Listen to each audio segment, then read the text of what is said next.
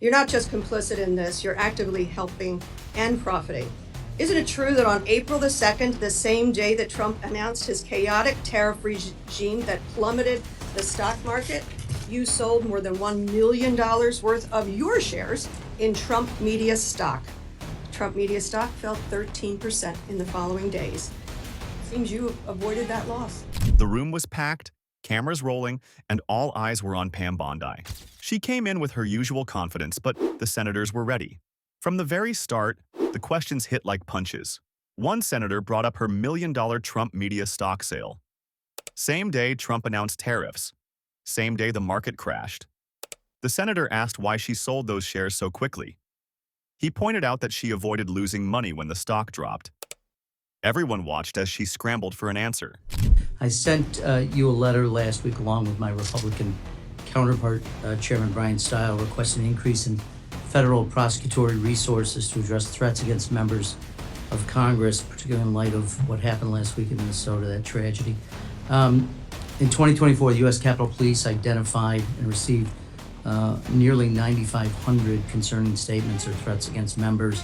Federal prosecutors have only secured 8 convictions so far, and the heightened threat environment demands an all-hands-on-deck approach. Will you commit to assigning an assistant U.S. attorney or a special assistant U.S. attorney in each of the 94 federal districts to, at least on a part-time basis, investigate and prosecute threats against members of Congress? So thank you for bringing that up, and I take that very seriously. Not only what happened in Minnesota was horrible. I've spoken to Keith Ellison. I've spoken to Amy Klobuchar about that. It's horrible. We are involved in that. The FBI was involved. Our U.S. attorneys are involved. Many of these are district to district. So the way we're doing that is, I will tell you, my National Security Division is involved in all of those and assisting in those. We meet every single morning and we discuss that. But many of those, Minnesota, will be handled in the state in which it happened. Another one is Governor. I'm sorry if I can keep going. I'm sorry. Sure. I don't mean Quickly, to. though. I filibuster. Governor Shapiro, and what happened in Pennsylvania with Governor Shapiro. I've spoken to Governor Shapiro. We are working hand in hand, our U.S. attorney with the district attorney there, hand in hand, just like in Minnesota. I made sure our U.S. attorney and our district attorneys there were working hand in hand.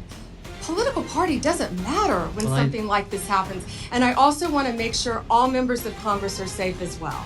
Okay, and I would reiterate, Chairman Stile and I think Chairman Stile and I agree that at least a part-time in each of the 94 districts would be appropriate. Let me change topics for just a moment. Really quick on that. Yes, we're doing that through our National Security Division, so I think that's already in the works, and I would be glad to meet with you in a secure facility to talk about that. Very good, thank you.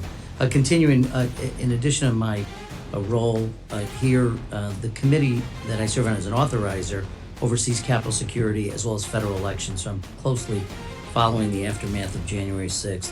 Recently, several defendants who received presidential pardons related to that day are now arguing in court that the pardon covers crimes like, for instance, illegal firearm possession discovered in a search of an individual's home in California months after January 6th. What's your position on whether the pardons cover these separate offenses? Yeah, the pardon power rests with the president, not the Department of Justice, and some of that is pending litigation, and I cannot discuss pending litigation. Well, I'm not asking you about who has the right to a pardon. I think, as the Department of Justice in February wrote, the pardon is an act of grace which removes the punishment from a crime a person has committed. It further said, in its effect, the granting of a pardon is in no sense the overturning of a judgment of conviction. It is an executive action that mitigates or sets aside punishment. So, as the chief law enforcement officer, what's your opinion, not the president's power of whether he can offer a pardon? That's pretty clear in the Constitution. But for crimes committed unrelated to January 6th, would you suggest that the pardons would cover activities or crimes potentially committed outside of that by the same person? Well, I don't know if you're referring to Joe Biden pardoning his son after he said he would not pardon Hunter Biden. Or the No, I actually referred to January 6th. I'm sorry. All the sentences that the people that were on death row, I've met with those families. All of those sentences were commuted. I'm not going to comment on pardons on either side of the aisle. So, well, I'm not asking about either side. I'm asking, you're the chief law enforcement officer of the United States. You have a responsibility directly. You sworn oath to the Constitution, not the president. Want to know what your views are on the extent to which pardons cover potential crimes committed by individuals who have been pardoned but unrelated to January 6th. Do you mean the ones that were done by the auto pen? I'm not going to discuss All right. anything that Mr. could Chairman, be or not be I pending litigation. respectfully, you know, Ms. DeLauro accused you of filibustering. I think that's the height of filibustering. This is a serious topic, and for you to suggest that you don't have an opinion or to divert to other things that had nothing to do with January 6th pardons, I think is frankly demeaning to your responsibilities and your job. With that, I'll yield back. Instead of being calm and clear, Bondi went in circles. She kept talking about how she followed ethics rules, how she spoke with governors, how she handled security meetings. But the senators kept pulling her back. Did you profit? Did you know what was coming? She dodged again, adding details about Minnesota, Pennsylvania, even governors' names that had nothing to do with the question.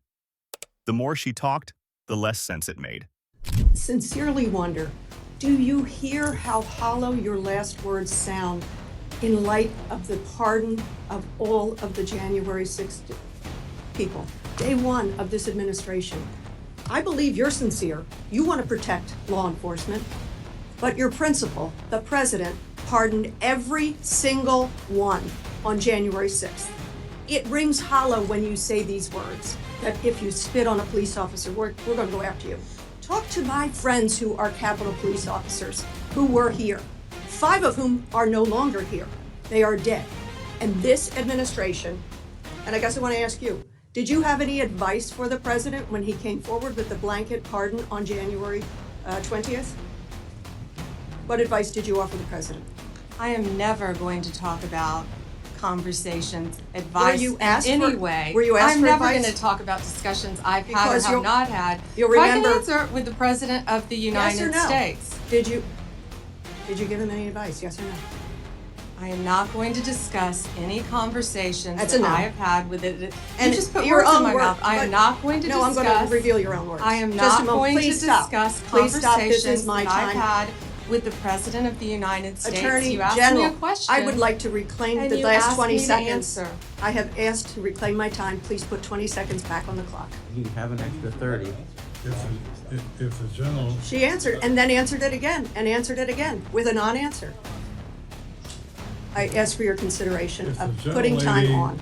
will let the witness answer the question, we will. She answered it by saying no. Okay. The 3 hallmarks of this administration are incompetence, corruption, and cruelty. I'm going to focus today on corruption. And in my mind, there are 2 types of corruption: personal, and then the other I'm going to call public, governmental. Attorney General, have you ever been registered as an agent of a foreign principal under the Foreign Agents Registration Act? I assume you're talking about when I represented the country of Qatar for a very short time. The Hold answer is on. yes. No, Hold excuse on. me. No. No. For anti-human trafficking for the World Cup. Anti-human trafficking or for the no? World Cup. Attorney you can't General. put words in my mouth. No. You want to talk about incompetence? You're the one that Excuse said me. Joe Biden on PBS was competent. You had to retract those words. So Mr. don't Chairman. talk to me. Don't insult me The- publicly. This is so discourteous. This is so outside the committee's guidelines. Taking a personal shot at me while swiping at Biden? Very strange and very unprofessional of you. The answer is yes or no, and the answer is yes. You were registered as a lobbyist for Qatar. Is that correct? Yes. Never mind. Don't answer. Did you disclose that when you went for the Senate for confirmation? Yes or no? No, it was not in your documents. The answer is no. President Trump, This was discussed at my confirmation hearings in detail. it was discussed, but you failed to bring up the conflict that you had. President Trump recently announced he'd accept that $400 million Qatar airplane because it was just prettier than the one he was flying around in. Is it true that you gave advice that this was legally permissible? Yes or no? I will not discuss any advice that my Office of Legal Counsel gives to the President of the United States on any matter.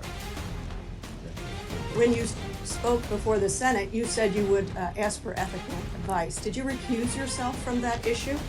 And talking about unprofessional, you say the President wanted a jet because it's pretty? Excuse Come me. on, this is a Senate, this is a He said it himself. congressional hearing. He said it himself. Let me go to April the 2nd. You're a part of this, you know, the president has dabbled in meme coin.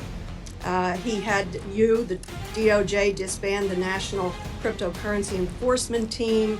His son recently launched the Executive Branch Club, a private club with $500,000 memberships here in DC. Any of this seem like it might be a problem, might be profiteering from the office, and maybe you and your ethics team might be concerned about these conflicts of interest, your own and the president and his family? Yes or no? Any concerns? What I would be concerned about in Pennsylvania are all the child sex cases that we prosecuted, all the CSAM cases that we prosecuted. Did you hear in my question? Pennsylvania. I That's asked what the I would witness be to concerned actually about. answer questions that are asked. Congresswoman Dean. Chairman, Please let the witness answer the question. she didn't. And I would like to ask you one more question. You're not just complicit in this, you're actively helping and profiting. Isn't it true that on April the 2nd, the same day that Trump announced his chaotic tariff regime that plummeted the stock market, you sold more than $1 million worth of your shares in Trump Media stock? Trump Media stock fell 13% in the following days. Seems you avoided that loss. Well done. Then came the fire over January 6th pardons. A senator asked directly, "Do pardons cover crimes outside of January 6th?" Simple yes or no. Bondi avoided the point. She dragged Hunter Biden into it, brought up unrelated commutations, even asked about autopins. The senator stopped her cold. He called it filibustering. He told her this was a serious subject and her refusal to give a straight answer was beneath her office. At that moment, the mask slipped. Her voice cracked, her words stumbled, and everyone saw the pressure breaking through. Another senator went harder. He reminded her that Trump pardoned every single January 6th rioter on day one. He asked her if she gave Trump advice before that decision. She refused to answer. He pushed again, asking for a simple yes or no. She raised her voice, repeated lines, but gave nothing.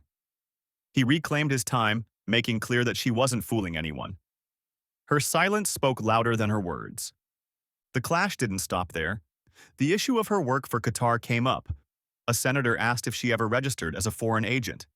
She admitted it, then tried to frame it as anti-human trafficking for the World Cup. The senator cut her off. Yes or no, she admitted it. Then came the next hit. Did she disclose it during confirmation? She had not. The hearing room went cold. Her credibility was hanging by a thread.